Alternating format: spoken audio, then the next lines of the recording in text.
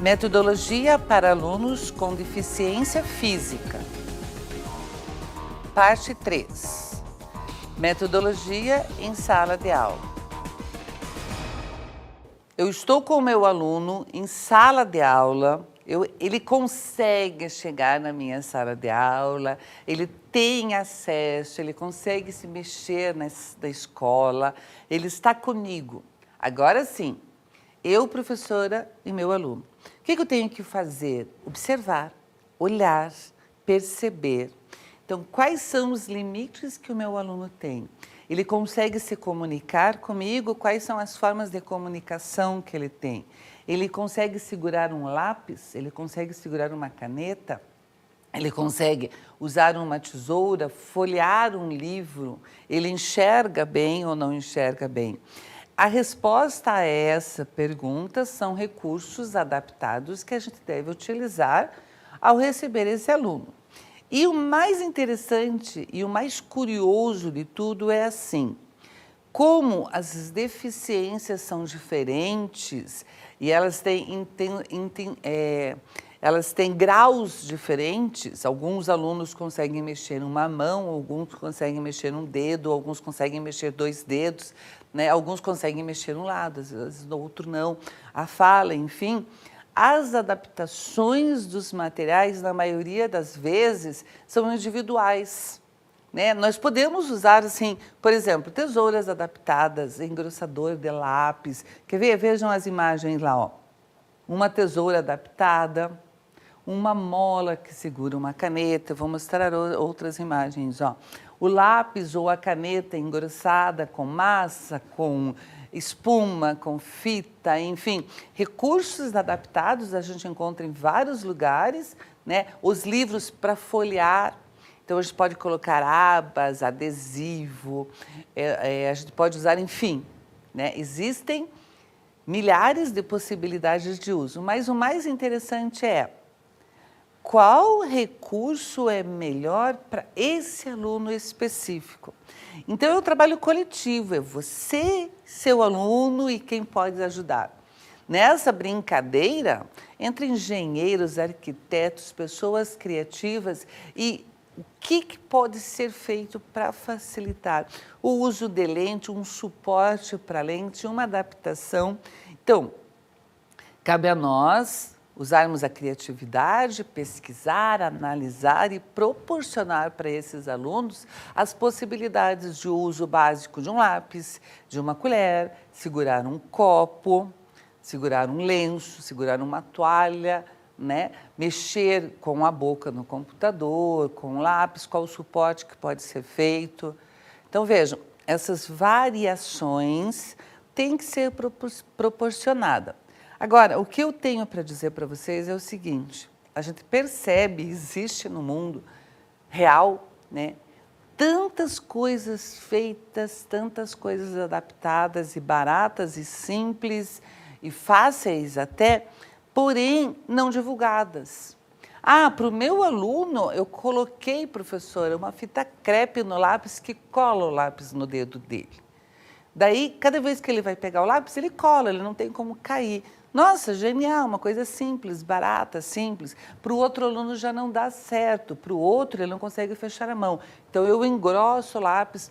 O que eu faço? Ah, eu pego aquela borracha que eu descobri não sei aonde que eu posso pôr no lápis e para ele dá certo. Ah, para esse outro, professor, a gente usa a molinha que segura o lápis. Ah, para esse a gente faz isso. Então, vejam, quando você tem uma solução para um problema, o que a gente precisa fazer? Fotografar e divulgar. Porque, às vezes, uma solução que para você foi bastante simples de encontrar, você pode levar isso, divulgar para outras pessoas. Então, o que falta para nós, e a gente fala em afinar o olhar, é perceber o que já foi feito e divulgar e repassar. Nós sabemos que na história da deficiência física, a princípio essas crianças eram escondidas, eram deixadas de lado, eram eliminadas. Elas não eram inclusas, né? Elas não faziam parte da sociedade, eram pessoas marginalizadas. Hoje, o movimento é o contrário. Nós precisamos divulgar todas as possibilidades para fazer com que essas crianças usem do que nós disponibilizamos da melhor forma possível. Então, atenção, veja lá. Sempre que você encontrar alguma solução para qualquer problema, divulgue, compartilhe, disponibilize para todos. Então, é isso que eu quero dizer para vocês. As experiências acontecem. Quem atende as crianças com deficiência física acabam criando recursos. A própria criança, o amigo, o arquiteto, o engenheiro, enfim, todo o universo que está ao nosso redor e disponível para nós oferece recursos, recursos simples e básicos, como, por exemplo, uma fita crepe enrolada no dedo para folhear uma página. As páginas com os cantos um pouquinho maior, coloca lá um papel contato, uma fita adesiva, que o aluno consegue, o peso na mão para evitar que a criança trema tanto, o uso da tecnologia em vez do uso do lápis ou da caneta, enfim. As possibilidades acontecem, elas existem. O que nós precisamos? Buscar cada vez mais esses recursos, trocar, disponibilizar e pedir ajuda. É bem interessante, porque a gente vê do lado de escolas, perto de universidade, pessoas, pesquisadores, alunos fazendo trabalhos de conclusão de curso, por exemplo, e a grande dificuldade dos alunos de engenharia, eu não sei sobre o que eu vou fazer. Vamos lá, vamos pesquisar algum recurso que possa ajudar algum aluno com deficiência física, né? Essa busca, esse questionamento, a divulgação disso é que se faz necessário. Nós precisamos realmente assumir essa responsabilidade para ajudar esses alunos a desenvolver projetos que auxiliem as crianças e os alunos com deficiência física. Porque muitas pessoas podem ajudar, fazer, contribuir, mas o que falta? Conhecimento disso. Cabe a nós, professores, pedir ajuda, sim.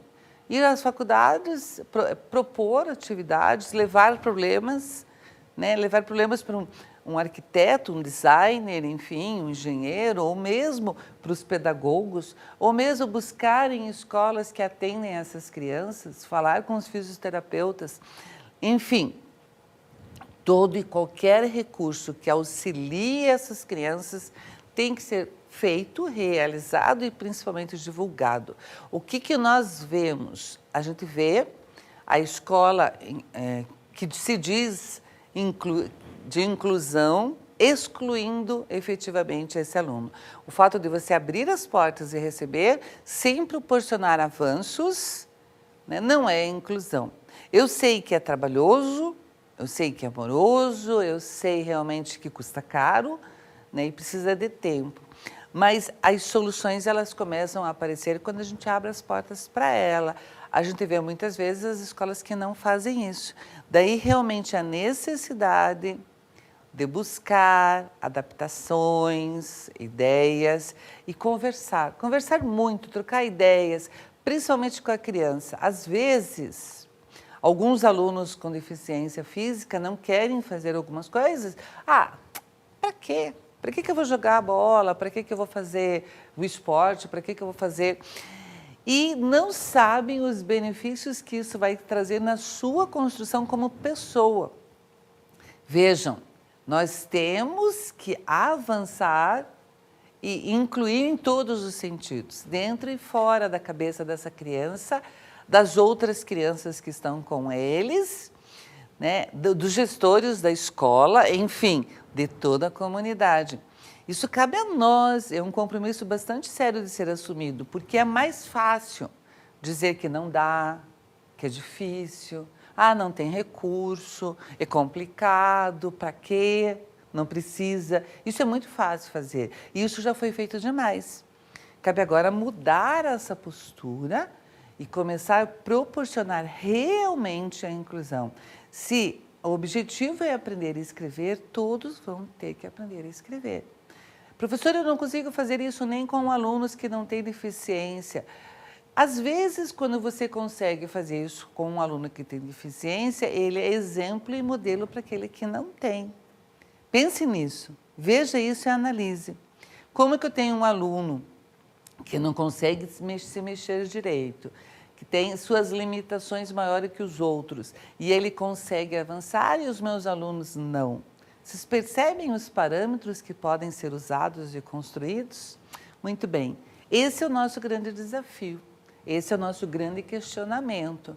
Mudar a postura, mudar o nosso olhar e, a partir de agora, começar a agir para realmente construir a escola inclusiva.